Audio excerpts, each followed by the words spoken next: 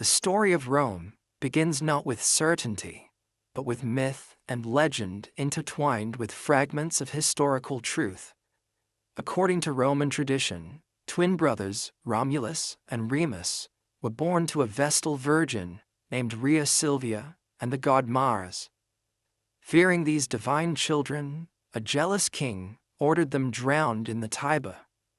The river, perhaps knowing their destiny, carried them gently downstream, where they washed ashore at the future site of Rome. There, a she-wolf discovered the abandoned infants, nurturing them with her milk until a shepherd named Faustulus found and raised them as his own. As they grew into strong young men, they learned of their royal heritage and decided to establish a new settlement on the banks where they had been saved. But the brothers quarreled. In a moment that would echo through Roman history, Romulus killed Remus and became the sole founder of the new city. Standing atop what would later be called the Palatine Hill, Romulus marked the boundaries of Rome with a plow in the year we now call 753 before the Common Era, a date that Romans would later measure their history from. The early settlement was little more than a collection of thatched huts overlooking the Tiber, surrounded by stronger Etruscan cities to the north and Greek colonies to the south. To strengthen his nascent community, Romulus offered asylum to outlaws, exiles, and refugees from surrounding areas. This created a problem, a shortage of women, which Romulus solved through the famous episode known as the Rape of the Sabine Women, inviting the neighboring Sabines to a festival and then abducting their daughters as brides for Roman men. For nearly 2.5 centuries after Romulus, Rome was ruled by kings. 7 monarchs in total guided the early city's development, transforming it from a village into a significant regional power.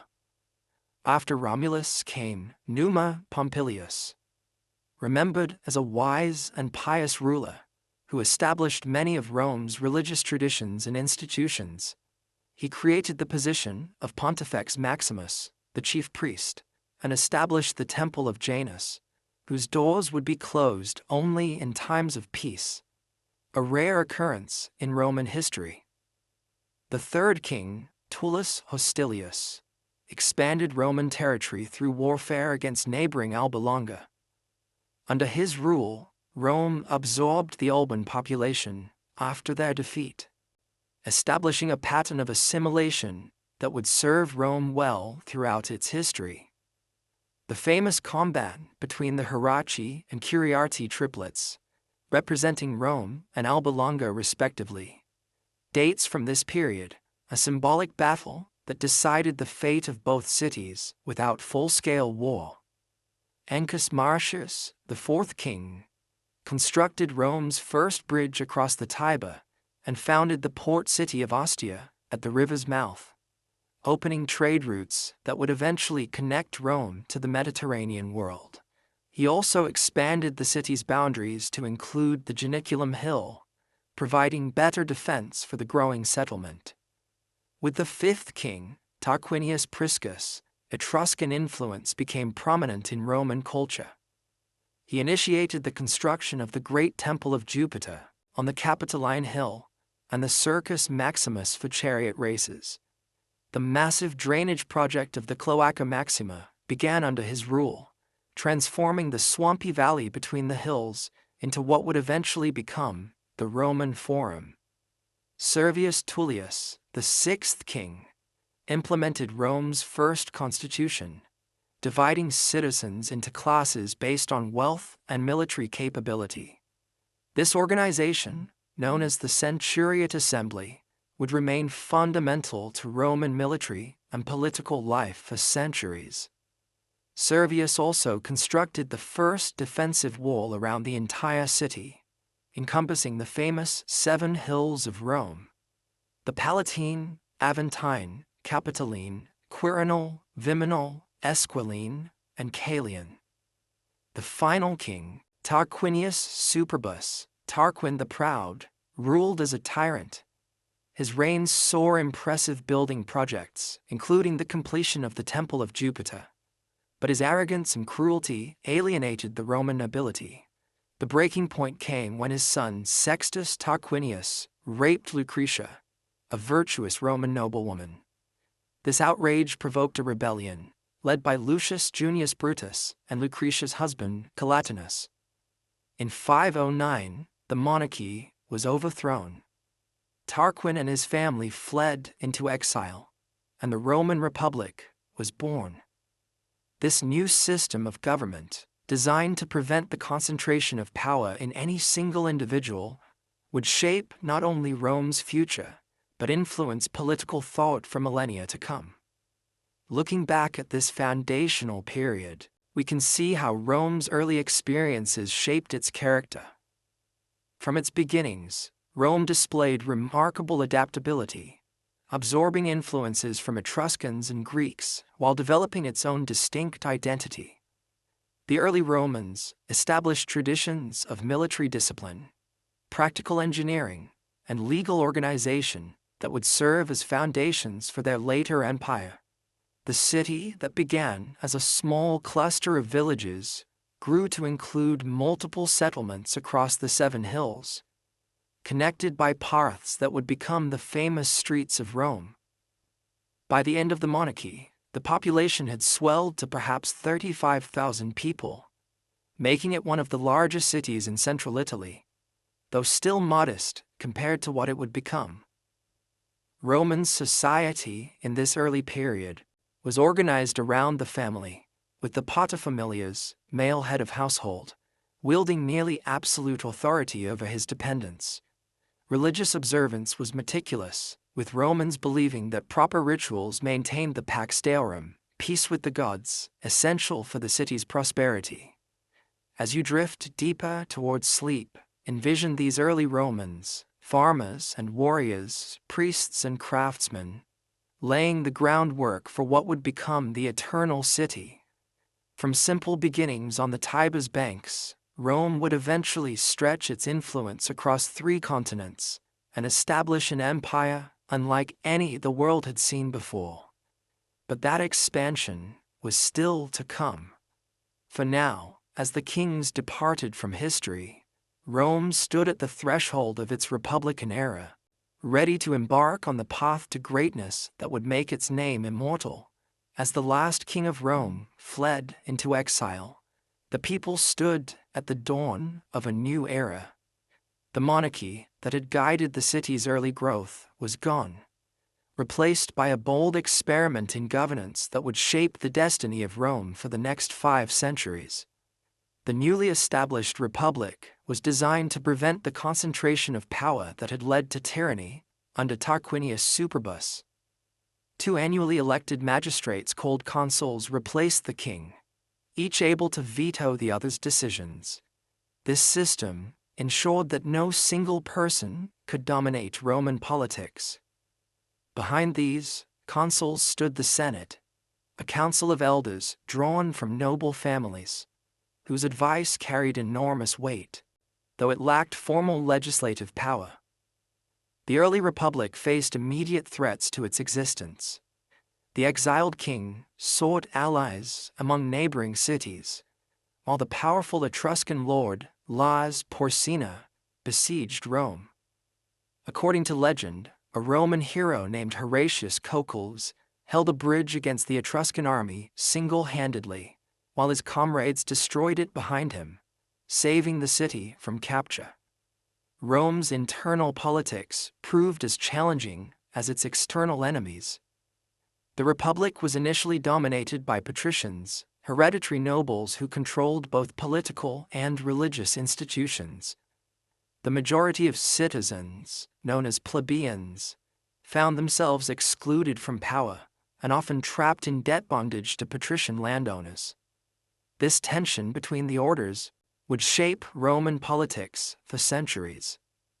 The first major social crisis came when plebeian soldiers, the backbone of Rome's military might, withdrew from the city to the Sacred Mount in history's first recorded general strike. This drastic action forced patricians to create the office of tribune of the plebs, magistrates who could veto legislation harmful to plebeian interests. Tribunes were declared sacrosanct. Anyone who harmed them faced religious condemnation and death. The next significant development came with the creation of the 12 Tables, Rome's first written law code. Posted in the Forum for all to see, these laws brought transparency to what had been secretive legal procedures controlled by patricians. Though still favoring the elite in many respects, the 12 Tables represented a crucial step toward greater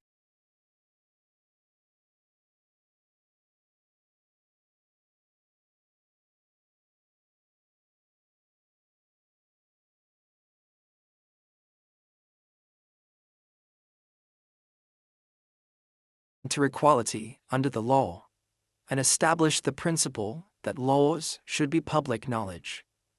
As Rome resolved these internal challenges, it gradually expanded its influence throughout central Italy.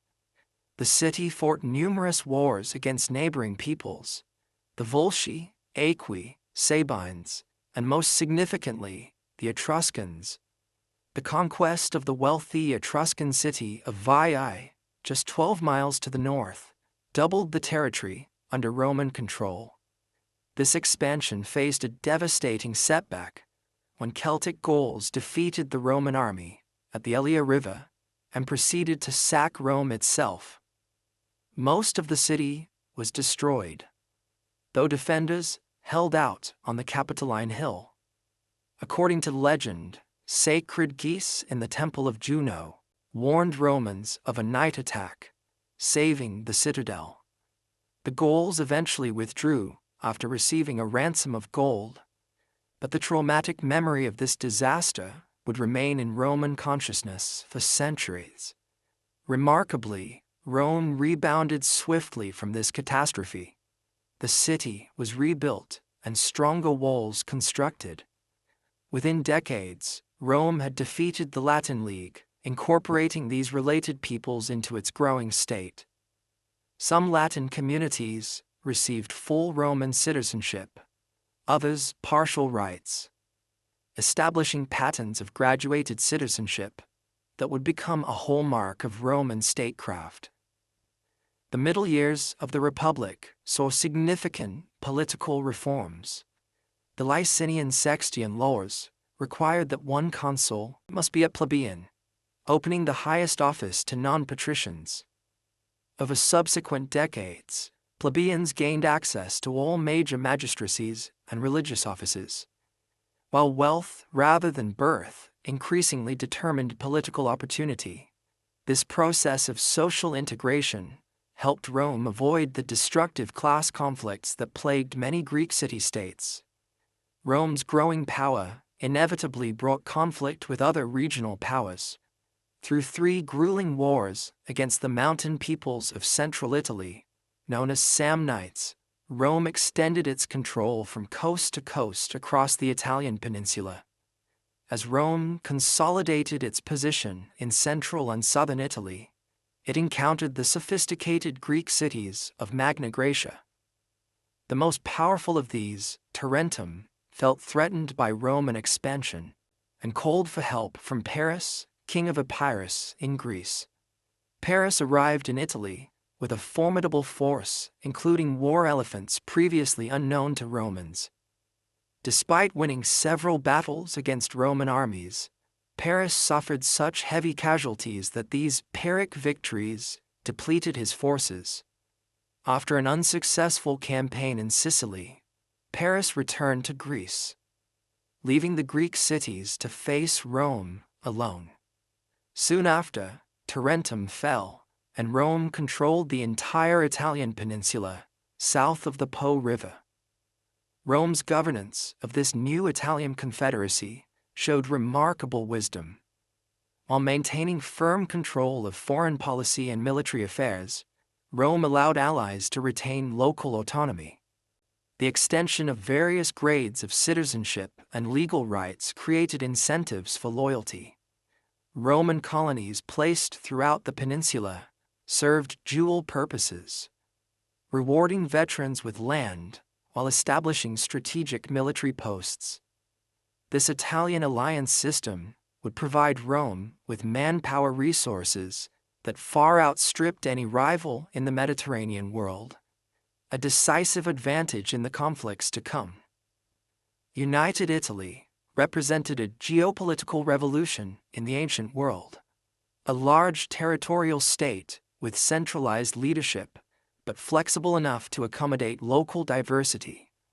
Rome's attention soon turned beyond Italy to Sicily, where Carthage, a powerful maritime empire centered in North Africa, controlled the western portion of the island. When a group of Italian mercenaries called Mamertines requested Roman protection against the Syracusans and Carthaginians in Sicily, Rome faced a momentous choice.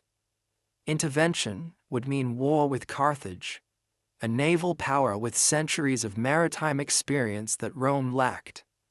The Senate's decision to accept the Mamertines' appeal triggered the First Punic War.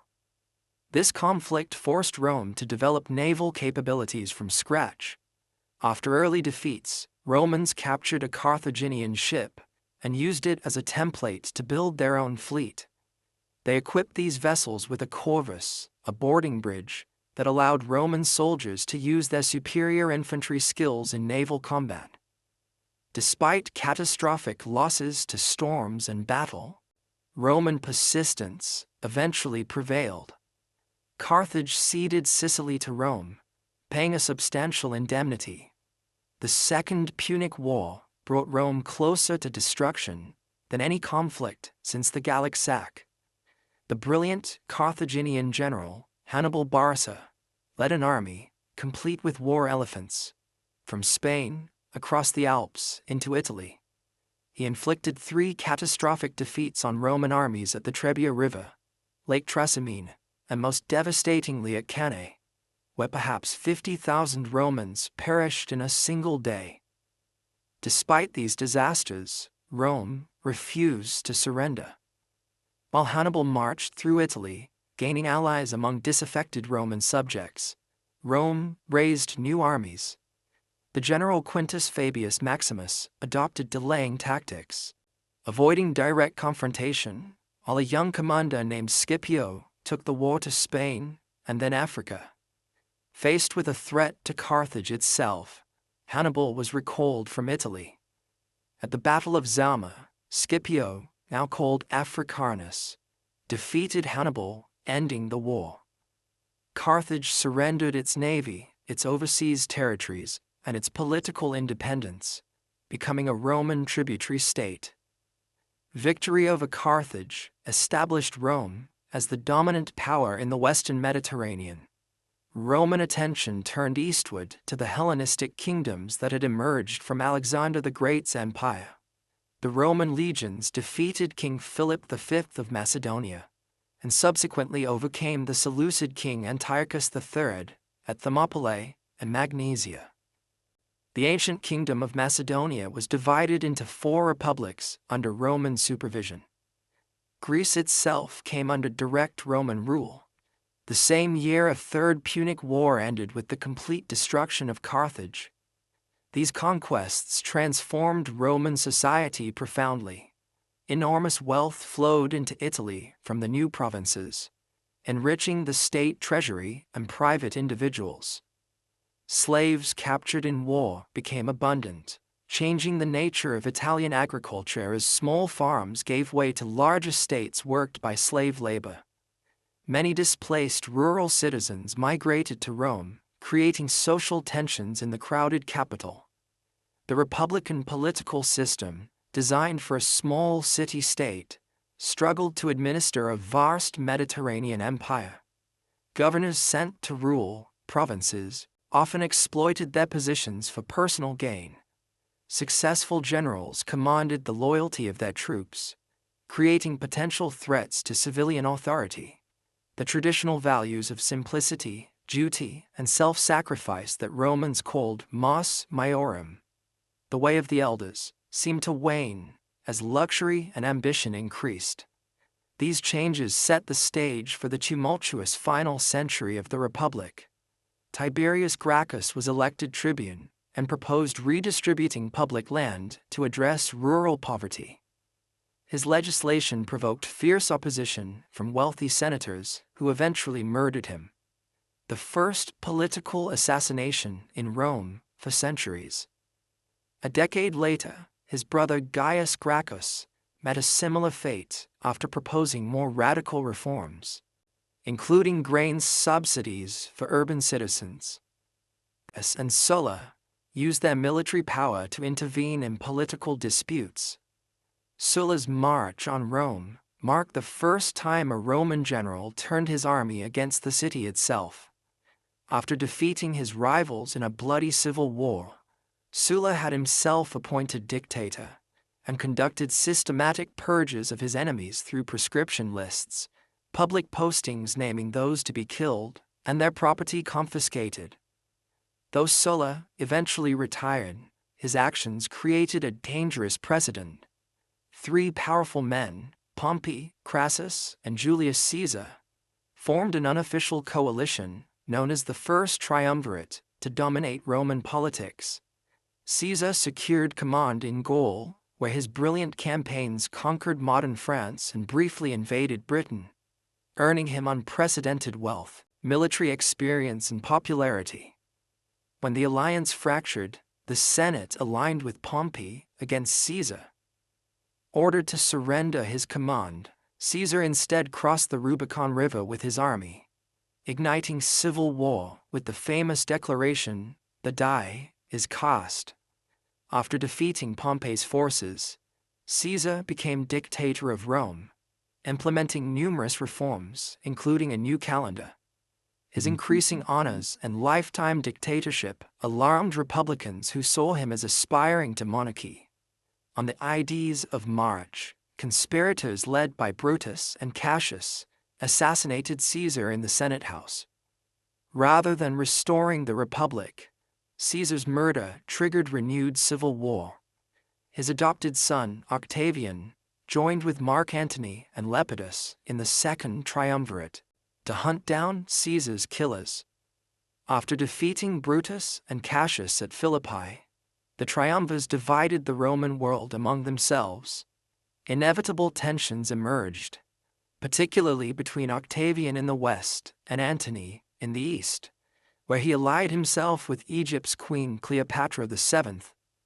The final showdown came at Actium, where Octavian's forces, under Agrippa, defeated the combined fleet of Antony and Cleopatra. The lovers fled to Egypt, where they later committed suicide.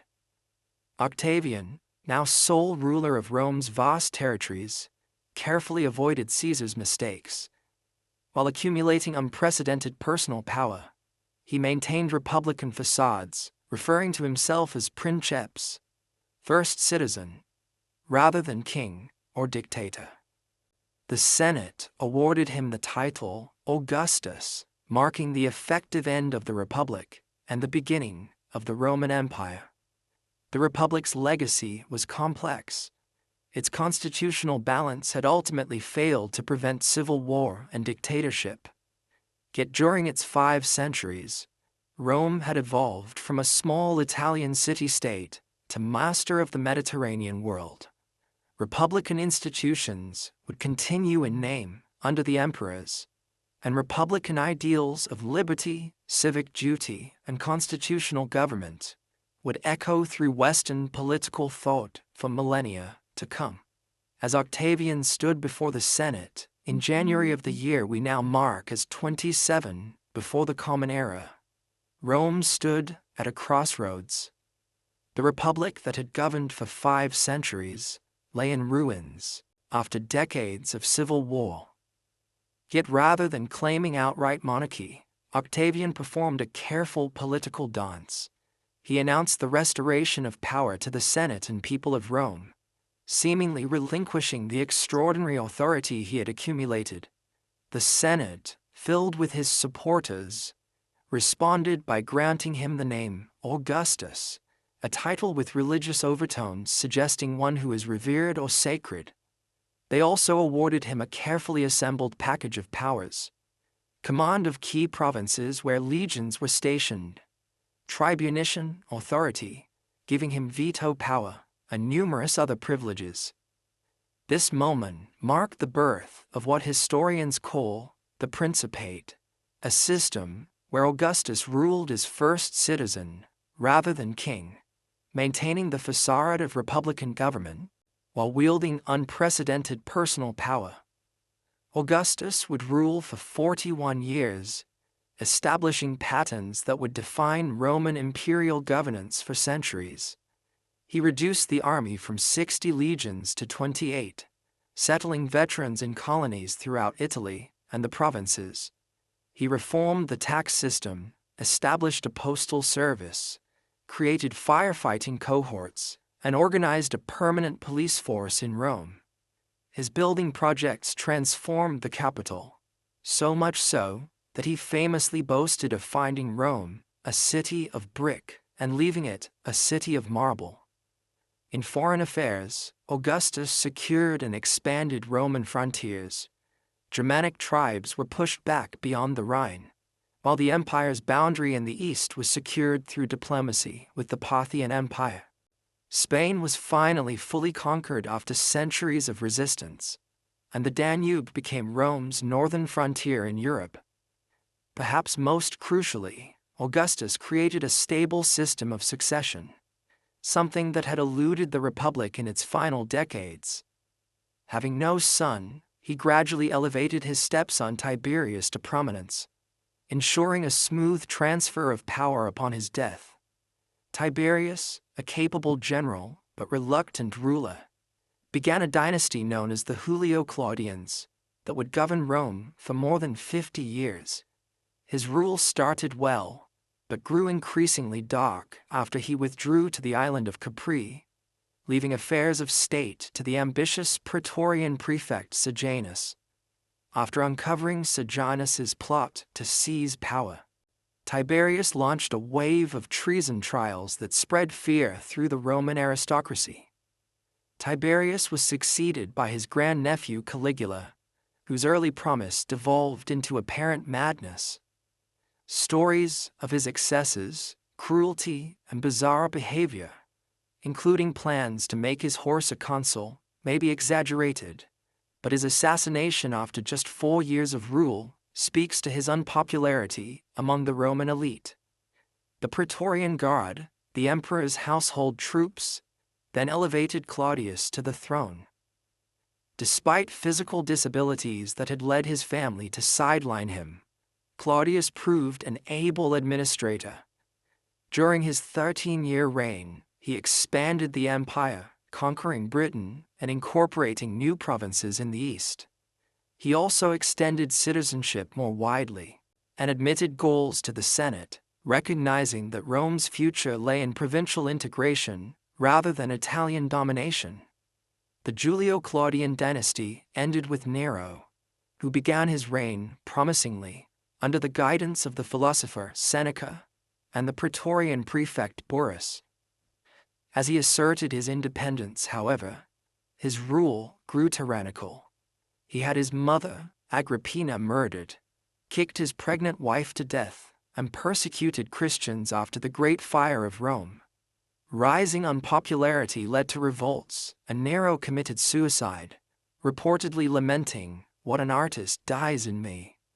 Nero's death ushered in chaos known as the Year of 4 Emperors.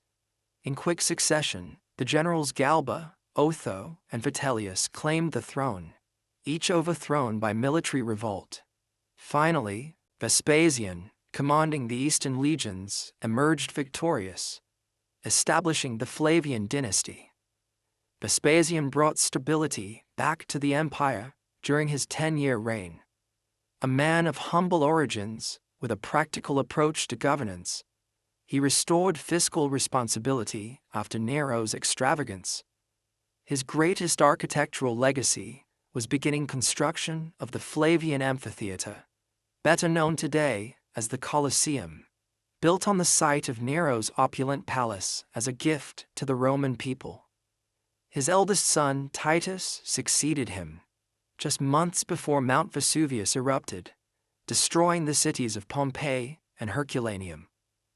Titus handled this and other disasters, including a fire in Rome, with such compassion that he was widely mourned when he died after just 2 years of rule.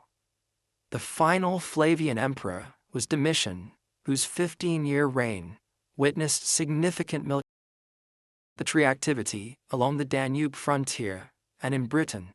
While an effective administrator, his autocratic tendencies alienated the Senate. His assassination brought the Flavian dynasty to an end. The Senate then selected one of its own members, the elderly Nerva, as emperor. With no natural heir and limited military support, Nerva adopted the popular general Trajan as his successor, establishing a pattern of adoptive succession that would serve Rome brilliantly for nearly a century. Trajan, born in Spain, became the first emperor from outside Italy. His 19-year reign saw the Roman Empire reach its greatest territorial extent. He conquered Dacia, roughly modern Romania, incorporating its gold mines into the empire. His most ambitious campaign annexed Armenia, Mesopotamia, and parts of Parthia, briefly extending Roman rule to the Persian Gulf. Though some of these eastern conquests would be abandoned by his successor, they represented the high watermark of Roman expansion. Beyond military glory, Trajan was celebrated for his domestic policies. His extensive building programs included a massive forum in Rome and projects throughout the provinces. He established the Alimenta, a welfare program providing support for poor children in Italy, and was generally regarded even by later Romans as the optimal emperor against whom others were measured. On his deathbed, Trajan may have adopted his relative Hadrian, though some suspected the adoption was fabricated by Hadrian's supporters. Regardless, Hadrian became emperor and immediately shifted imperial policy. Recognizing that the empire had reached its practical limits, he withdrew from Trajan's eastern conquests and focused on consolidation rather than expansion. Hadrian spent more than half his 21-year reign traveling throughout the provinces, often walking on foot with his troops while inspecting frontier defenses. In Britain, he ordered the construction of a massive wall spanning the island's narrow northern waste, creating a barrier against tribal incursions that stands partially intact today. Similar frontier works were strengthened throughout the empire, establishing clear boundaries in place of continued expansion. A lover of Greek culture who wore a beard in the Hellenic fashion, unlike his clean-shaven predecessors, Hadrian spent extensive time in Athens, completing the massive temple of Olympian Zeus begun centuries earlier. His architectural legacy in Rome included the Pantheon, with its revolutionary concrete dome, still standing today as testament to Roman engineering brilliance. Hadrian's chosen successor, Antoninus Pius, ruled for 23 remarkably peaceful years. His reign saw no major wars or internal disturbances, allowing the empire to prosper. Continuing the tradition of adoption, Antoninus selected Marcus Aurelius as his heir, with the provision that Marcus in turn adopt Lucius Verus as co-emperor. Marcus Aurelius, a devoted Stoic philosopher whose meditations remain widely read today, found his reign dominated by military challenges, despite his philosophical nature. Germanic tribes, possibly pushed westward by population movements deeper in Europe and Asia, began pressing against Roman frontiers on the Danube in greater numbers than before. While Marcus and Lucius initially ruled jointly, Lucius' death left Marcus in sole command during increasingly difficult times. Beyond external threats, the empire faced a devastating pandemic, known as the Antonine Plague, possibly smallpox, brought back by troops from campaigns in the east.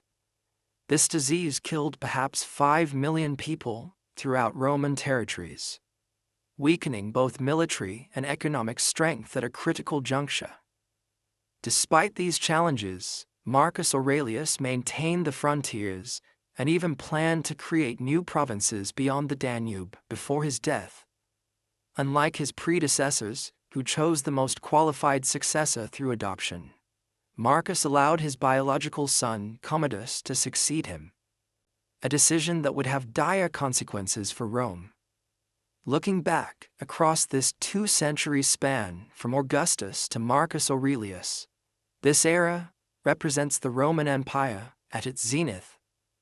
The population reached perhaps 70 million people, living in relative security under the Pax Romana, or Roman peace. A vast network of roads, totaling over 250,000 miles, facilitated trade, communication, and military movement throughout the Mediterranean basin and beyond. Cities flourished with public amenities unknown in earlier ages: aqueducts delivering fresh water, public baths, theaters, and forums. Roman law, increasingly sophisticated and humane, was administered across 3 continents. Literature and art thrived during this period as well. Virgil's epic poem, the Aeneid, Ovid's Metamorphoses, the histories of Tacitus, the biographies of Suetonius, and the letters of Pliny the Younger all date from this era. While innovations in science lagged behind literary achievements, practical knowledge in fields like architecture, engineering, agriculture, and medicine made daily life for Romans more comfortable than for any large population before them. Perhaps most significantly, this period saw the birth and early spread of Christianity. Jesus of Nazareth lived and died during the reign of Tiberius, and the new religion slowly spread throughout the empire, despite sporadic persecution. By the time of Marcus Aurelius, Christian communities existed in most major cities, laying foundations for developments that would transform the later empire. The early empire also witnessed the increasing importance of the provinces. Italy lost its privileged position as emperors from Spain and beyond assumed the purple. Citizenship was gradually extended more widely, culminating generations later in its grant to all free inhabitants of the empire. Trade networks connected distant regions, with goods flowing from as far as India and China into Roman markets. This remarkable era of stability and prosperity rested on several pillars: the Augustan settlement that balanced imperial power with respect for tradition, the adoption system that produced a series of capable rulers, frontiers secure enough to prevent major invasions, and an economy that, despite its limitations by modern standards, generated sufficient surplus to maintain urban civilization, and a standing army of nearly 400,000 men. As Marcus Aurelius drew his final breath on the Danubian frontier, none could foresee that this golden age was ending. The accession of Commodus would mark the beginning of troubles that would test the resilience of the imperial system in ways its creators never imagined. Yet the achievements of the early empire would echo through the centuries, creating an ideal of peace, prosperity, and good governance that would inspire civilizations long after Rome itself had fallen. The golden age of the Roman Empire began to dim as Commodus assumed the purple following the death of Marcus Aurelius. Unlike his philosophical father, Commodus had little interest in the burdens of governance. Handsome and athletic, he preferred the gladiatorial arena to the council chamber. He often fought in staged combats, charging the imperial treasury enormous sums for his appearances, and boasting of thousands of victories against opponents who dared not defeat him. While Commodus indulged his fantasies, renaming Rome Colonia Commodiana, and styling himself as the reincarnation of Hercules, the machinery of empire continued functioning through the efforts of experienced administrators. Yet his capricious executions of senators and officials created a climate of fear. On the final day of the year, he was strangled in his bath by his wrestling partner Narcissus, part of a plot involving his inner circle who feared they would be next to face his wrath.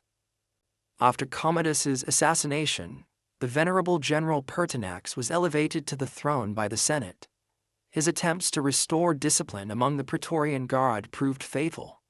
They murdered him after just 3 months when he refused their demands for a special bonus. What followed was perhaps the most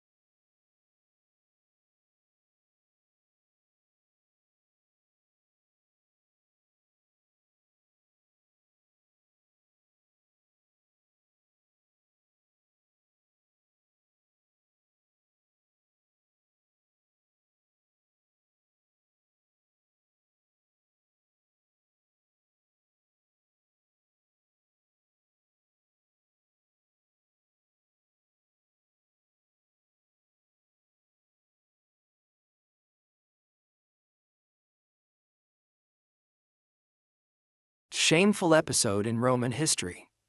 The Praetorians literally auctioned the empire to the highest bidder.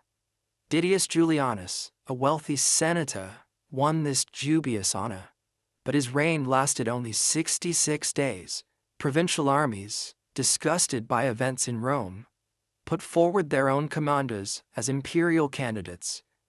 From this chaos emerged Septimius Severus, commander of the Pannonian legions, who marched on Rome, disbanded the disgraced Praetorians, and established a new dynasty. Severus was a capable soldier who secured his position through a combination of military victories and ruthless elimination of rivals. Born in Leptis Magna, in North Africa, he was the first emperor from that continent and spoke Latin with an accent. His reign brought significant changes to Roman governance, particularly the increasing militarization of the administration and greater reliance on equestrians rather than senators for key positions. During his 18-year rule, Severus conducted successful campaigns in the east against the Parthian Empire, creating the new province of Mesopotamia with its rich farmlands. He also traveled to Britain to strengthen Hadrian's Wall and campaign against the Caledonians in Scotland. It was there, in the northern outpost of Eboracum, modern York, that he died, reportedly advising his sons to enrich the soldiers and scorn everyone else. Those sons, Caracalla and Geta, were intended to rule jointly, but their hatred for each other made cooperation impossible. Within a year, Caracalla had his brother murdered in their mother's arms and ordered a damnatio memoriae, erasing Geta from official records and monuments. Caracalla then embarked on a reign of terror against his brother's supporters. Despite his cruelty, Caracalla issued one of the most significant edicts in Roman history, the Constitutio Antoniniana, granting Roman citizenship to all free men within the empire, while partially motivated by a desire to increase tax revenue. This decree formalized the evolution of Rome from city-state to universal empire, where citizenship was defined by law rather than ethnic origin. Caracalla was assassinated while campaigning in the east, stabbed to death by a soldier as he relieved himself along a road. The Severan dynasty continued through a series of rulers connected by the remarkable women of the family, particularly Julia Maesa, sister-in-law of Septimius Severus, who engineered the rise of her grandsons Elagabalus and later Alexander Severus. Elagabalus scandalized Rome with his religious devotion to the Eastern sun, god whose name he bore, attempting to make this cult supreme over traditional Roman worship. His alleged effeminacy including reports that he married a male charioteer, further alienated traditional Romans. After 4 years, the Praetorians murdered him and threw his body into the Tiber. Alexander Severus, just 13 when he ascended the throne, ruled under the regency of his mother, Julia Mamaea. His 13-year reign attempted to restore good relations with the Senate and traditional values, but military challenges were mounting. A new Persian dynasty, the Sassanids, had replaced the Parthians and posed a greater threat in the east. Meanwhile, Germanic tribes increased pressure on the Rhine and Danube frontiers. When Alexander negotiated with Germanic tribes, rather than fighting them, his troops mutinied and proclaimed Maximinus Thrax, a giant former shepherd from Thrace, as emperor. Maximinus represented a new type of emperor, a soldier of humble origins with little education or refinement, who rose through military merit alone. Though an effective general, his harsh taxation to fund military campaigns made him deeply unpopular with civilians. The Senate, desperate to restore their influence, supported a revolt led by the elderly Governor Gordian and his son in Africa. When they were quickly defeated, the Senate appointed 2 of their own members, Pupienus and Balbinus, as co-emperors. Maximinus marched on Italy, but was murdered by his own troops as they besieged Aquileia. The Senate's appointees were themselves soon killed by the Praetorian Guard, who elevated the 13-year-old Gordian III, grandson of the earlier claimant. This dizzying sequence of emperors and usurpers inaugurated what historians call the crisis of the 3rd century. Over the next few decades, at least 26 men claimed the imperial title, most ruling for just a few years before meeting violent ends. The Roman world seemed to be unraveling as the imperial office became the prize in an endless, destructive military lottery. External threats compounded the internal chaos. The Emperor Decius and his son died fighting Goths at the Battle of Abritus, the first Roman emperor to fall in battle against foreign enemies.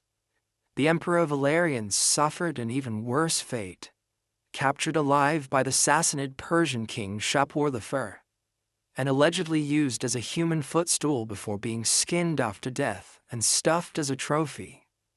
With central authority collapsing, the empire began to fragment.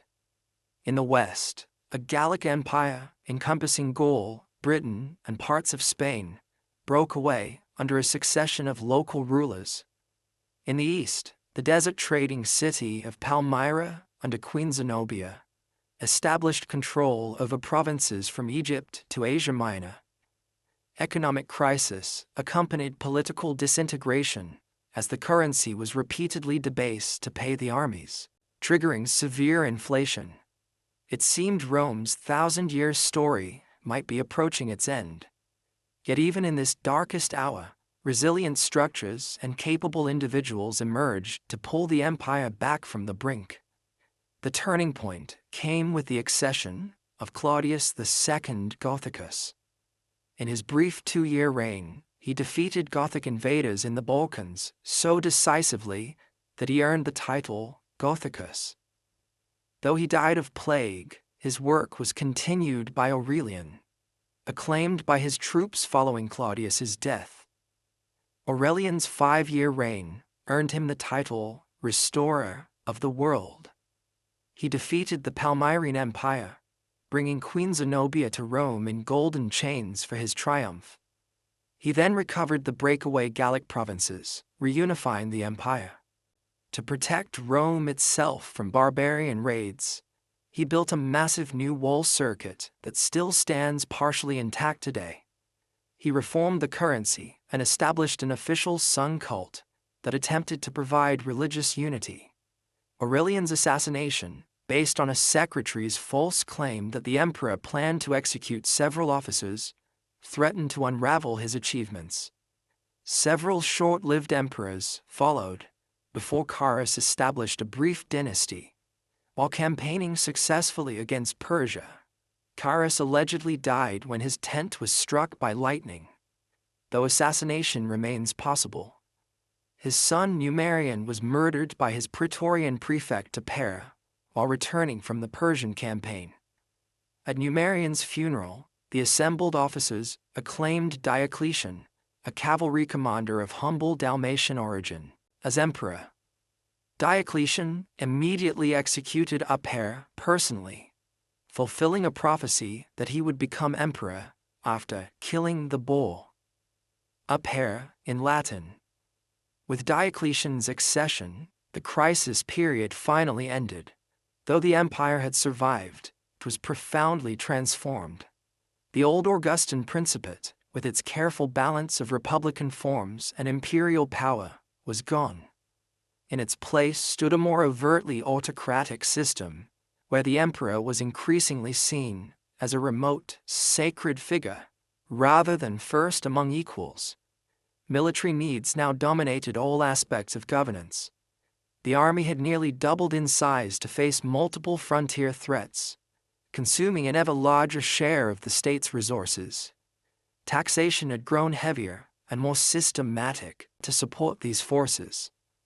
The distinction between Italy and the provinces had large solace and community in uncertain times. The religion that had once been a persecuted minority was becoming a major force in Roman society.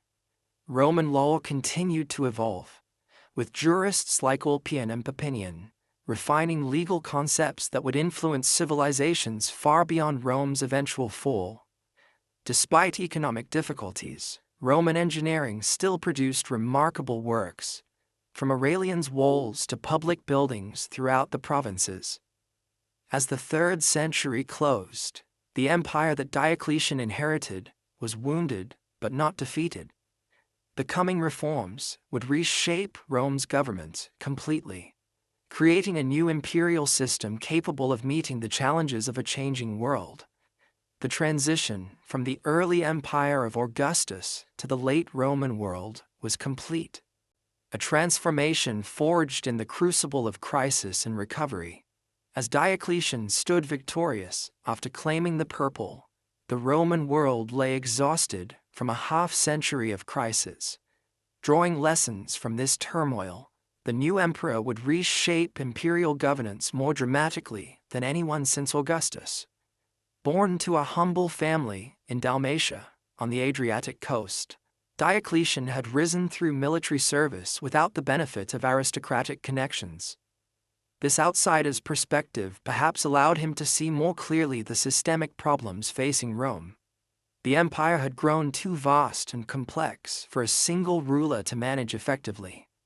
Military emergencies on one frontier often required the emperor's presence just as crises erupted elsewhere. Recognizing this reality, Diocletian took the unprecedented step of appointing a co-emperor. He elevated his fellow officer Maximian to the rank of Augustus, assigning him responsibility for the western provinces, while Diocletian focused on the east. This division proved insufficient, so Diocletian expanded the imperial college further by appointing 2 junior emperors called Caesars, Galerius in the east and Constantius Chlorus in the west. This system, known as the Tetrarchy or Rule of 4, divided administrative responsibilities while maintaining the fiction of a unified empire. Each tetrarch governed a quarter of Roman territory from his own capital city, as Rome itself lost its central role. The arrangement included a plan for orderly succession. After 20 years, the senior Augusti would retire, allowing the Caesars to be promoted and select new junior colleagues. This mechanism aimed to prevent the succession crises that had plagued the 3rd century. Beyond restructuring imperial leadership, Diocletian reorganized the empire's administrative geography. Provinces were subdivided into smaller units, nearly doubling their number, but making them more manageable. These provinces were grouped into 12 dioceses, themselves organized into 4 prefectures corresponding to each tetrarch's territory. This arrangement created multiple layers of oversight intended to reduce corruption and improve efficiency. The military underwent similar reorganization. Diocletian separated civil and military authority, which had traditionally been combined in provincial governors. He substantially increased the size of the army to address multiple frontier threats simultaneously. To limit the power of potentially rebellious generals, he reduced the size of provincial armies while creating a central mobile reserve that could respond to crises. These expanded military and administrative structures required greater resources. Diocletian implemented a comprehensive census to identify taxable wealth and individuals. His new tax system required payment in kind rather than increasingly worthless currency, with set quotas of produce and goods collected from each region. To ensure essential services continued, Diocletian mandated hereditary occupations for certain vital professions, binding sons to follow their fathers' trades. While these reforms stabilized the empire, they came at the cost of significantly increased state control over individual lives. The free market economy of the early empire gave way to a more regulated system where the state's needs took precedence over private initiative. The distinction between honestiores and humiliores, higher and lower classes, became more pronounced, with different legal standards applied to each. Diocletian also attempted to address economic instability through his edict on maximum prices, which set price ceilings for thousands of goods and services throughout the empire. Though well-intentioned, this measure proved impossible to enforce and was ultimately abandoned. In religious matters, Diocletian initially showed tolerance, but later launched what became known as the Great Persecution against Christians.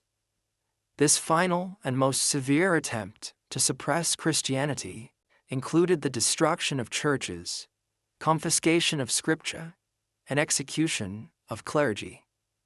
Despite its intensity, the persecution varied by region and failed to halt Christianity's spread. True to his succession plan, Diocletian took the unprecedented step of voluntarily retiring, compelling his co-Augustus Maximian to do the same. He spent his remaining years cultivating cabbages at his palace in Split on the Dalmatian coast, reportedly telling visitors that only someone who had been emperor could understand the pleasures of retirement. The carefully designed tetrarchic system collapsed almost immediately after its creator's retirement.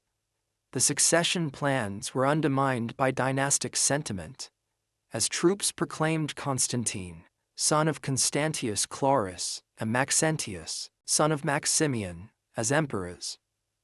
The following years saw complex power struggles as various claimants fought for supremacy. Constantine emerged victorious from these conflicts. According to Christian tradition, before the crucial Battle of the Milvian Bridge against Maxentius, Constantine saw a vision of a cross in the sky with the words, "In this sign, conquer." Whether motivated by genuine conversion or political calculation, Constantine's embrace of Christianity would transform the Roman world. The Edict of Milan, issued jointly with his eastern colleague Licinius, formally ended the persecution of Christians and restored their confiscated property. Though not making Christianity the official state religion, the edict granted it legal status and imperial favor. Constantine later defeated Licinius to become sole ruler of a reunited empire. Perhaps Constantine's most consequential decision was founding a new capital on the site of the Greek city Byzantium. Dedicated as Constantinople, it occupied an unparalleled strategic position, controlling the strait between Europe and Asia. This new Christian city, free from Rome's pagan associations, would serve as the imperial capital for over 1,000 years. Constantine maintained many of Diocletian's administrative reforms while softening their harsher aspects. He created a new gold currency, the solidus, which maintained its value for centuries. bringing monetary stability after decades of inflation. His religious policies favored Christians without directly suppressing traditional worship, beginning a gradual transition that would accelerate under his successes. After Constantine's death, the empire passed to his three surviving sons, Constantine II, Constantius II, and Constans. Their reigns were marked by fratricidal conflict and continuing religious tensions, particularly surrounding the Arian controversy about Christ's divine nature. Millennium-old religious traditions that had sustained Rome since its founding were now officially abandoned. Theodosius faced significant external challenges beyond religious matters. His predecessor Valens had suffered a catastrophic defeat at Adrianople against Gothic forces, with perhaps two-thirds of the eastern field army destroyed and Valens himself killed. This battle demonstrated the growing military threat posed by Germanic peoples seeking land within the empire. Rather than attempting to expel these Goths, Theodosius settled them within imperial territory as federati, allied troops serving under their own leaders while acknowledging Roman sovereignty. This pragmatic solution provided needed manpower, but increased the influence of semi-autonomous Germanic groups within Roman borders.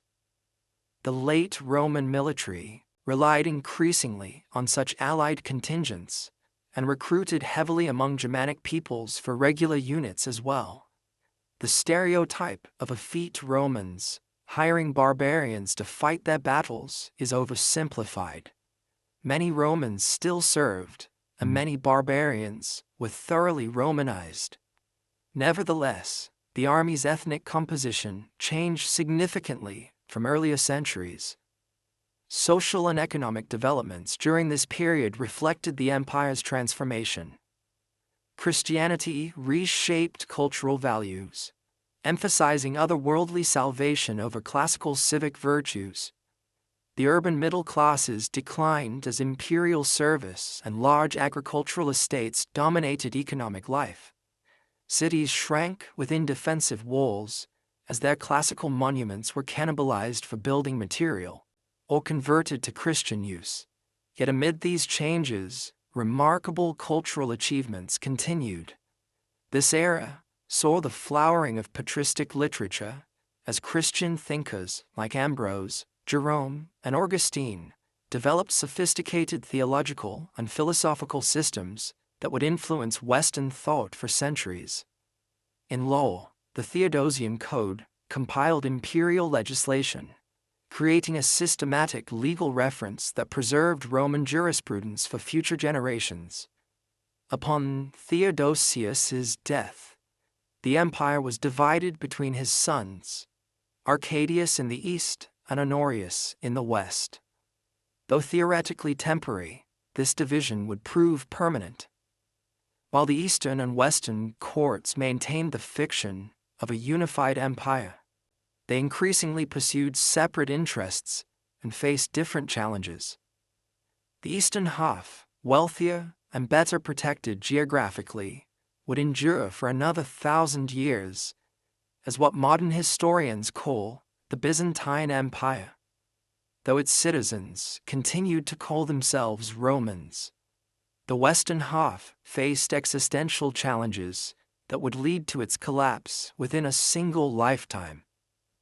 As the 4th century closed, the transformed Roman state bore little resemblance to the Principate of Augustus.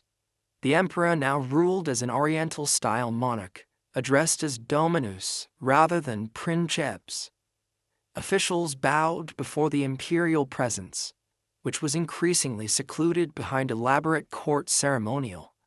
Christianity had displaced traditional religion, altering fundamental assumptions about society and human purpose. Yet for all these changes, the essential continuity of Roman governance remained. The empire still controlled roughly the same territories as under the Antonines. Latin and Greek remained the languages of administration. Roman law still regulated daily life. Citizens still identified as Romans, even as what that identity meant evolved with changing circumstances. The stage was now set for the final act of the Western Empire's long drama.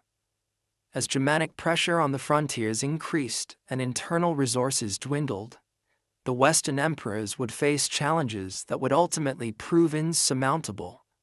The coming century would witness the end of direct Roman rule in the West, even as the eastern half adapted and survived. As the 5th century dawned, the Roman world stood divided between the sons of Theodosius. While technically ruling a single empire, Arcadius in Constantinople and Honorius in Milan presided over increasingly separate realms. Both young emperors relied heavily on powerful advisors, Rufinus in the east and Stilicho in the west. The resulting court intrigues would weaken imperial authority at precisely the moment when Rome faced its greatest external challenge. The catalyst for the coming crisis was the arrival of the Huns from the Eurasian steppes. Their westward migration pushed Germanic peoples against and ultimately across the Roman frontiers in unprecedented numbers. The most immediate threat came from the Goths, who, after the death of their leader, Fritigern, united under an ambitious new king named Alaric. Alaric's Goths settled within the empire as federati since their victory at Adrianople, felt mistreated by imperial authorities. When their demands for better terms were rebuffed, they revolted and began moving through the Balkans, alternately negotiating with and threatening both Eastern and Western imperial courts. Stilicho, himself of partial Vandal ancestry, but thoroughly Roman in culture and loyalty, handled the Gothic threat with a combination of military action and diplomacy. However, his efforts were undermined by suspicion from both imperial courts, each fearing he sought to control the entire empire. After Stilicho's execution on charges of treason, the Western Empire lost its most capable defender. With Stilicho gone, Alaric saw opportunity. He invaded Italy and accomplished what had not happened in 8 centuries: the sack of Rome itself. Though the Goths remained in the city only 3 days and the damage was relatively contained, the psychological impact on the Roman world was immense. Jerome, writing in Bethlehem, lamented that the bright light of all the worlds was put out, and the whole world perished in one city. After Alaric's death, shortly after the sack, the Goths moved into Gaul and eventually settled in Aquitaine as Roman federates. Meanwhile, other Germanic peoples had crossed the frozen Rhine during a particularly harsh winter, pouring into Gaul and eventually Spain. These included Vandals, Sueves, and Alans, who established their own territories within nominally Roman provinces. The Western imperial government, now based in Ravenna, for better security than Rome, struggled to respond to these multiple incursions. Increasingly, real power rested with the master of soldiers, the supreme military commander, rather than the emperor himself. For nearly 2 decades, that position was held by Flavius Aetius, sometimes called the last of the Romans. While Aetius worked to maintain what remained of Roman authority in Gaul, a new threat emerged in North Africa. The Vandals under their king, Gaiseric, crossed from Spain to Africa, conquering the wealthy provinces that had long supplied Rome with grain. By seizing Carthage, they established a powerful kingdom and built a fleet that would dominate the Western Mediterranean. As these settlements of Germanic peoples within the empire were unfolding, the Western Empire faced its most fearsome opponent, Attila the Hun. Having already ravaged the eastern provinces and defeated imperial armies, Attila turned westward, invading Gaul. Aetius cobbled together a coalition of Roman forces and Germanic federates, including Visigoths, that confronted the Hunnic army at the Battle of the Catalaunian Plains. This desperate defense halted Attila's advance in Gaul. The following year, Attila invaded Italy. Rome seemed doomed until an embassy led by Pope Leo I somehow persuaded the Hun to withdraw. While later accounts would attribute this to divine intervention, practical factors likely included disease in Attila's army, food shortages in ravaged Italy, and possibly bribes from Constantinople. Attila's death shortly after this campaign and the subsequent collapse of Hunnic power gave Rome a brief respite. That same year, however, court intrigue led to the murder of Aetius on the orders of Emperor Valentinian III. The emperor himself was assassinated by Aetius.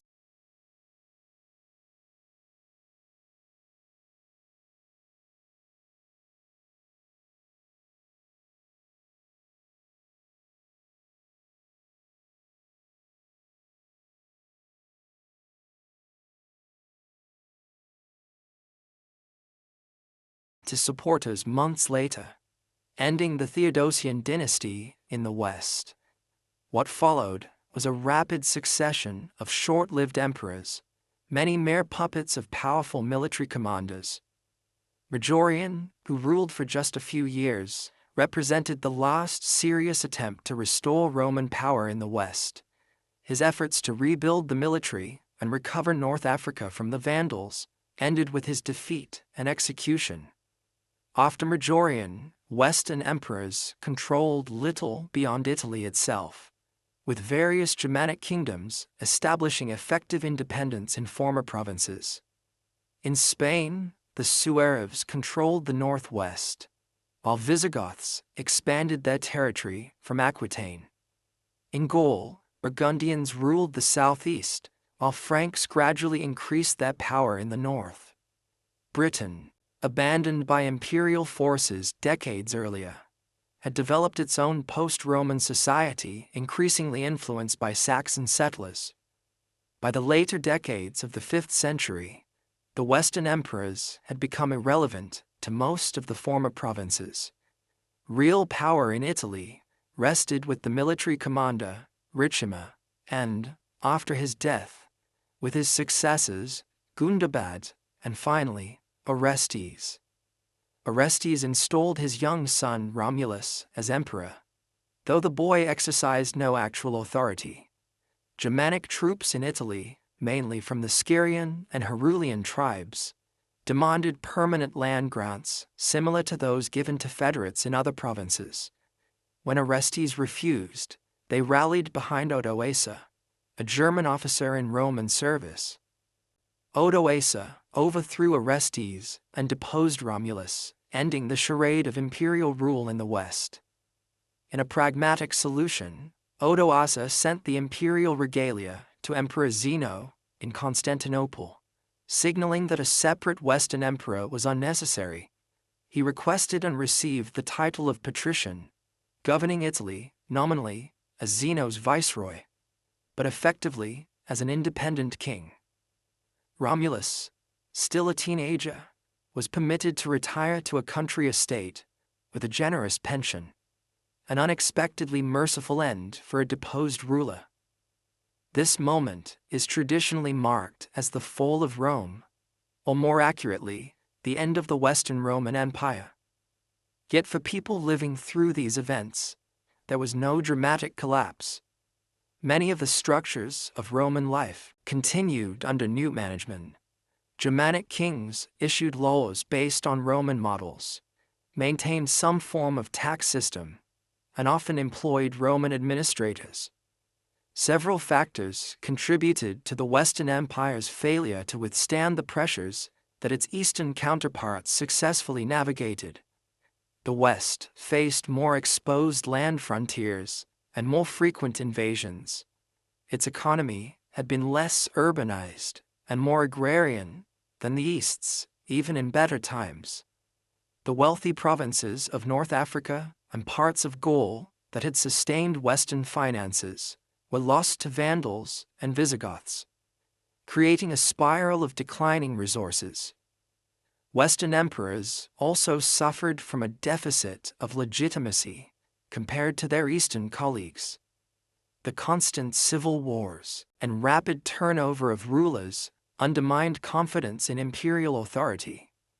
After the sack of Rome, the psychological foundation of empire, the belief in Rome's eternal destiny, was severely damaged in the West. Yet even as direct imperial rule faded, Romanitas, Roman culture and identity, endured. Latin remained the language of administration and literacy. The Catholic Church preserved Roman organizational structures and legal concepts. Aqueducts still carried water, and people still gathered in forums, even as new Germanic lords ruled from former imperial palaces. The end of the Western Empire did not mean the end of the Roman world. In the East, the empire continued to flourish from its magnificent capital at Constantinople. The Emperor Zeno and his successors considered themselves the legitimate rulers of the entire Roman world, including the lost western provinces that they hoped to someday recover. In Italy itself, Odoacer's rule would prove brief. Emperor Zeno authorized Theodoric, king of the Ostrogoths, to invade Italy and depose Odoacer. After defeating and eventually murdering his rival, Theodoric established a kingdom that represented one of the most successful syntheses of Roman and Germanic elements in the post-imperial West. As the Western provinces began their gradual transformation into what would eventually become medieval Europe, the idea of Rome retained its powerful grip on the imagination. Germanic kings sought recognition from Constantinople and coveted Roman titles. The Church increasingly filled the administrative vacancy left by imperial retreat. And far to the east, the Roman Empire, now Greek-speaking and Christian, but still calling itself Roman, continued to uphold the legacy of Augustus and Constantine. The end of the Western Roman Empire thus marks not a cataclysmic collapse, but a significant transition point in a much longer process of transformation. The political structure created by Augustus 5 centuries earlier had finally failed in the West, but Roman civilization, like a great river dividing around an obstacle, would continue flowing through new channels in the medieval world to come. While the Western Roman Empire faded into history, its Eastern counterpart continued to thrive. The citizens of this surviving realm never called themselves Byzantines, a term invented by modern historians. They proudly identified as Romans, Romaioi, in their increasingly Greek speech, the rightful inheritors of Caesar and Constantine. For nearly a millennium after the deposition of Romulus Augustulus, this Eastern Roman Empire would preserve and transform the legacy of Rome. As the 5th century closed, Emperor Zeno faced significant challenges. Religious controversies over the nature of Christ divided Eastern Christians, while Isaurian countrymen from Zeno's mountainous homeland dominated the court, breeding resentment among Constantinople's population. Yet the empire remained intact, with efficient tax collection, professional administration, and military security that the fragmented West could only envy. Zeno's successor, Anastarsius, provided 27 years of capable governance. His careful financial stewardship replenished the treasury, while his construction of the long walls protected Constantinople's landward approaches. Though religious tensions continued during his reign, Anastarsius maintained the empire's position against Sassanid Persia, its traditional rival in the east. The golden age of the Eastern Roman Empire arrived with the accession of Justinian I. Born to Latin-speaking peasants in the Balkan provinces, Justinian married the remarkable Theodora, whose journey from actress of questionable reputation to imperial consort scandalized conservative circles, but brought a shrewd and determined partner to the throne. Justinian's ambition was nothing less than the restoration of imperial unity. he dispatched his brilliant general Belisarius to recover North Africa from the Vandals. Belisarius accomplished this mission with remarkable speed and efficiency, returning the wealthy grain-producing region to imperial control. Emboldened by this success, Justinian authorized the invasion of Ostrogothic Italy. The Italian campaign proved far more difficult. What was planned as a swift reconquest became a 20-year struggle that devastated the peninsula. Though imperial forces eventually prevailed, capturing Ravenna and defeating the last Gothic resistance, the cost of restoration remained elusive. These military campaigns stretched imperial resources already strained by war with Persia. The situation worsened when bubonic plague reached Constantinople, killing perhaps 40% of the city's inhabitants and spreading throughout the Mediterranean basin. This demographic catastrophe reduced tax revenues and military recruitment, creating fiscal problems that would plague Justinian's successes. Despite these challenges, Justinian's reign witnessed remarkable achievements. The magnificent church of Hagia Sophia, with its revolutionary dome spanning 108 feet, remains one of the world's architectural marvels. Even more enduring was the Corpus Juris Civilis, a comprehensive compilation and reform of Roman law that preserved classical legal principles for future generations. This legal code would eventually form the basis of many European legal systems and represents one of Rome's most significant legacies to the modern world.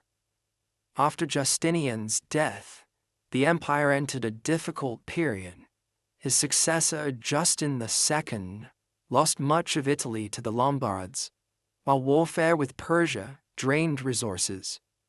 Subsequent emperors, Tiberius II and Maurice, maintained imperial defenses, but struggled with diminishing resources.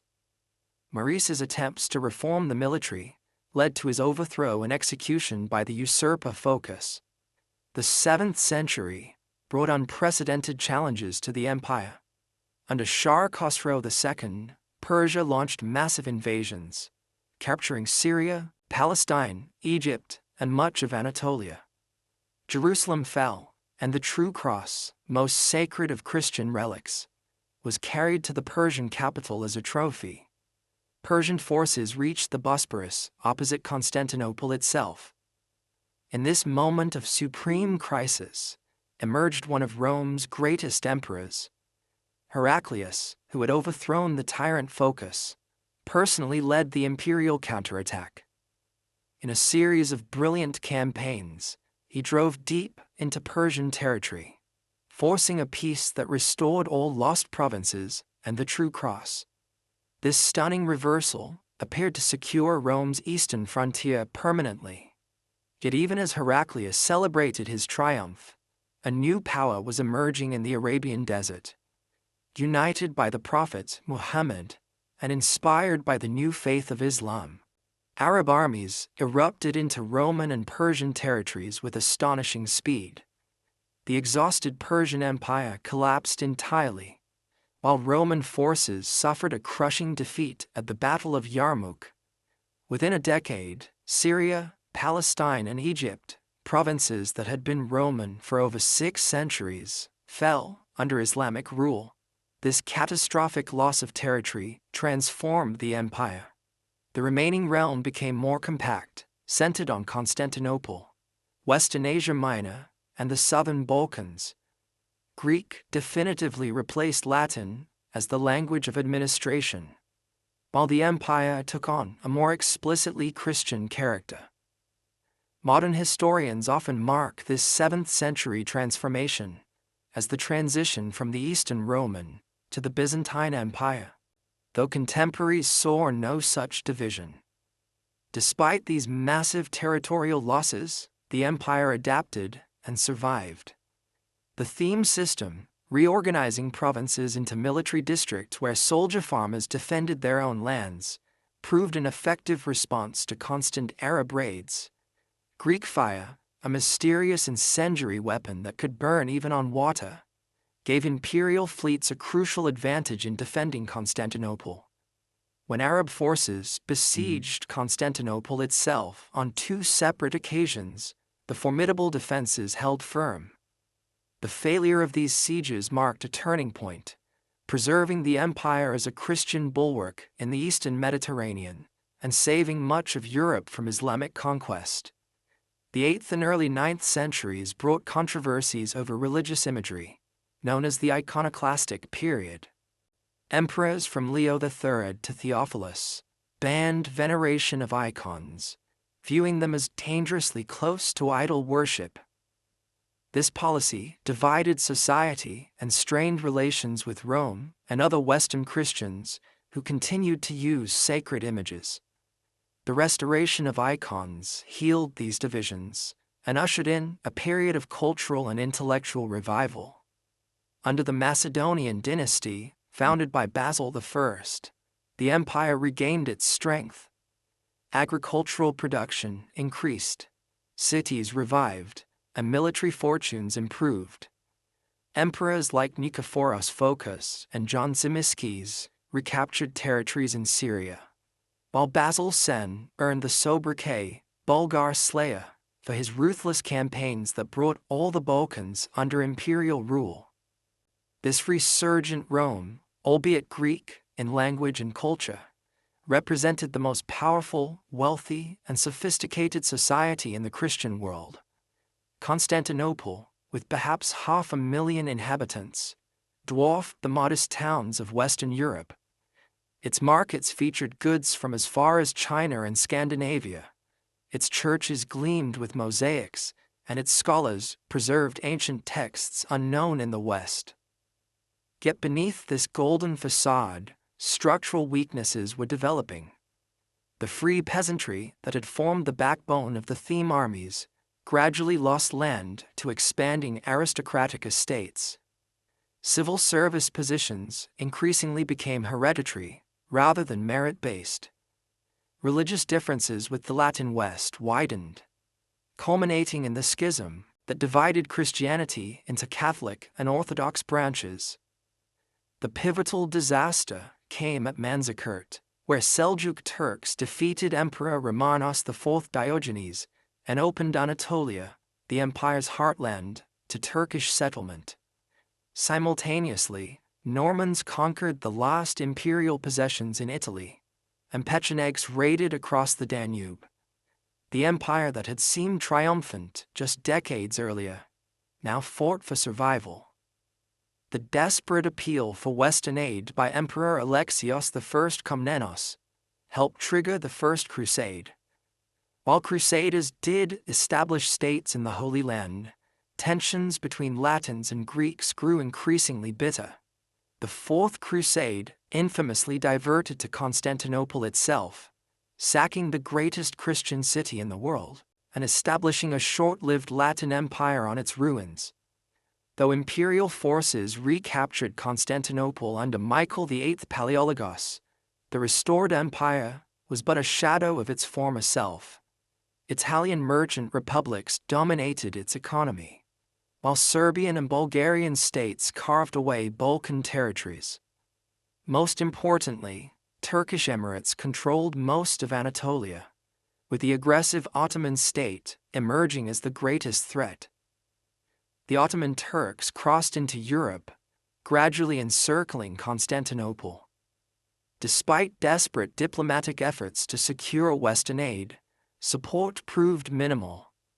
Emperor Constantine XI faced the massive Ottoman army of Sultan Mehmed II with only a few thousand defenders when the final siege began in April.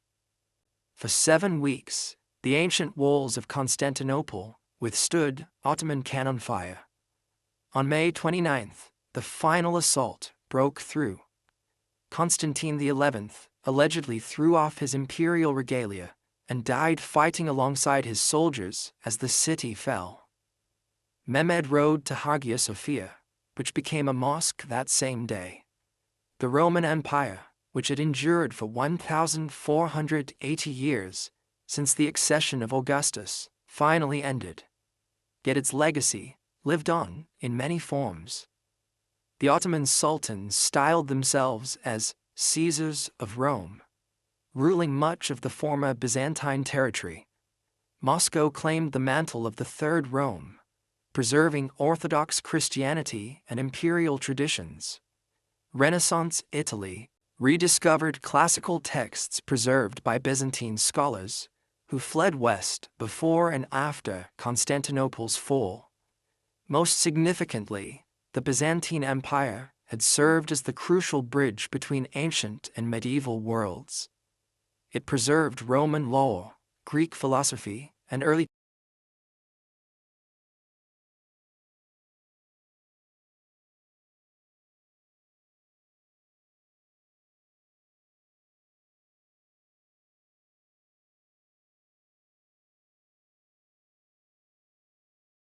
Christian theology through centuries when these might otherwise have been lost.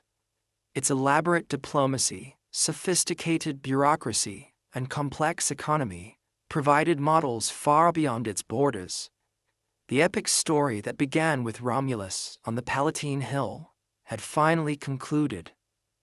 But Rome never truly fell. It transformed.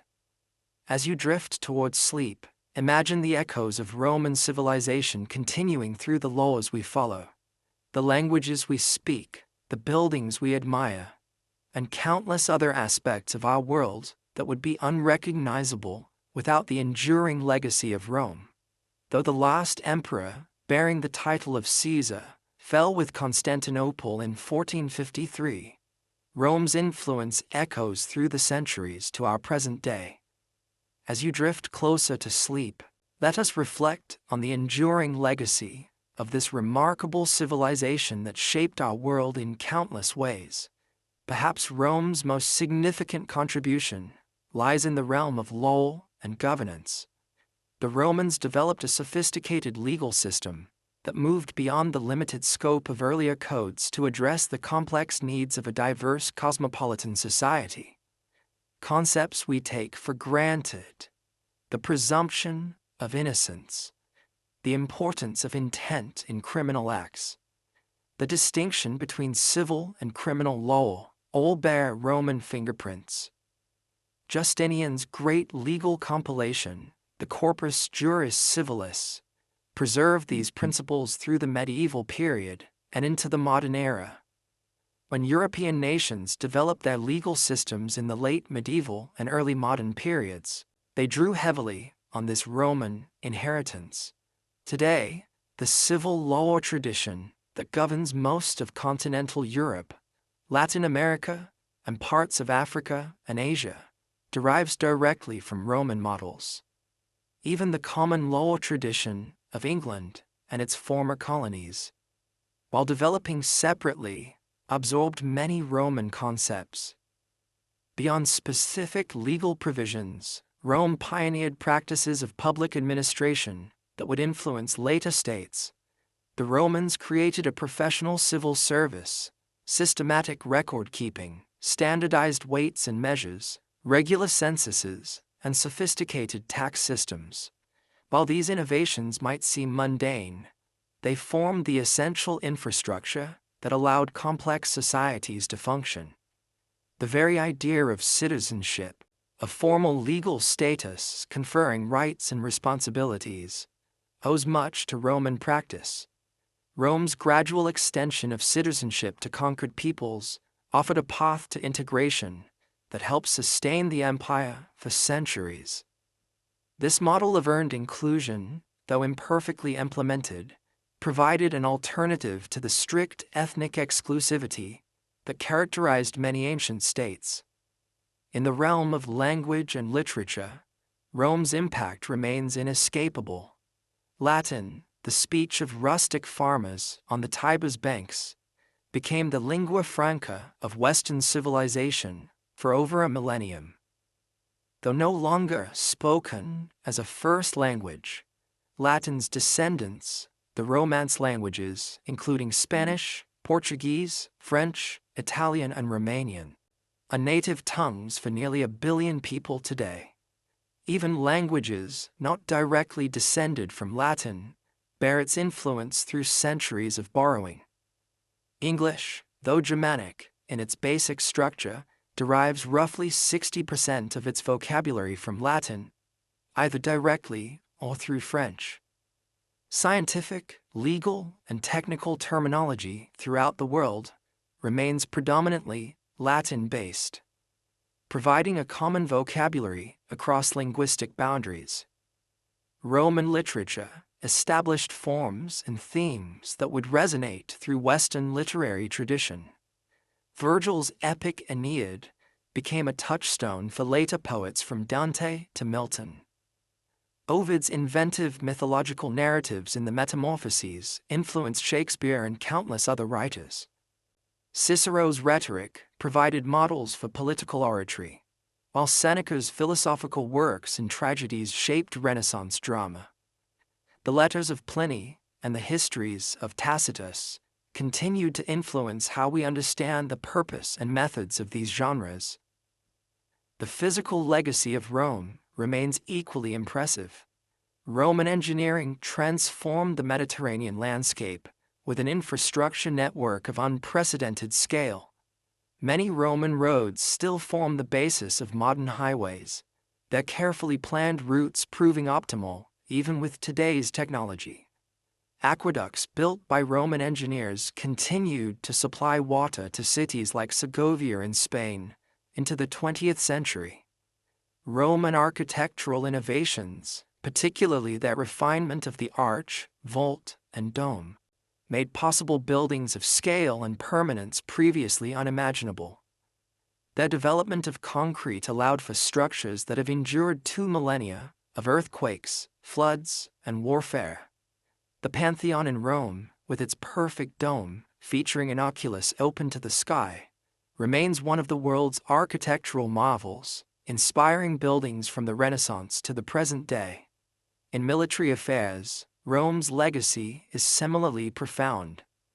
The legion, a flexible professional fighting force combining heavy infantry with specialized units, provided a model that would influence armed forces for centuries. Roman emphasis on discipline, training, engineering, and logistics, rather than mere courage or numbers, set standards that later successful armies would emulate. Military academies today still study Caesar's campaigns as exemplars of strategic and tactical brilliance. Rome's political legacy presents a more complex picture.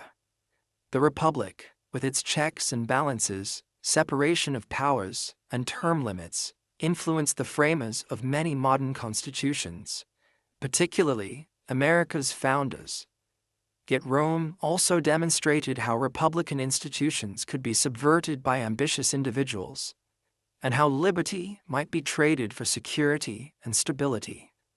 The imperial system that replaced the republic similarly offered both positive and negative lessons for later generations. At its best, the Roman Empire provided good governance, security, and prosperity to diverse populations across 3 continents. At its worst, it demonstrated the dangers of autocracy, the corruption of absolute power, and the challenges of maintaining unity across vast territories and different cultures. Christianity, the world's largest religion, owes its global spread to the Roman context in which it developed. Early Christians utilized Roman roads, ships, and urban networks to disseminate their message. After Constantine's conversion, the imperial administrative framework provided a template for ecclesiastical organization, with dioceses often corresponding to Roman provincial boundaries. Even the title Pontifex Maximus, once held by Roman emperors as chief priest of the state religion, passed to the popes who lead the Catholic Church. Rome's cultural achievement lay not just in its original contributions, but in its genius for synthesis and transmission. Roman artists, philosophers, and scientists often adapted Greek models, but in doing so, they preserved and transmitted Greek achievements to later civilizations. Without Rome as intermediary, much of classical Greek thought might have been lost to the Western tradition. The idea of Rome itself became a powerful symbol long after the empire's fall. Throughout the medieval and early modern periods, political leaders sought to claim the Roman mantle. Charlemagne's coronation as Roman emperor in 800, the Byzantine ruler's identity as Romaeoi, the Russian Tsars claimed to be heirs of the Third Rome, and the Habsburg Holy Roman Empire all reflect Rome's potent symbolic legacy. Even Nazi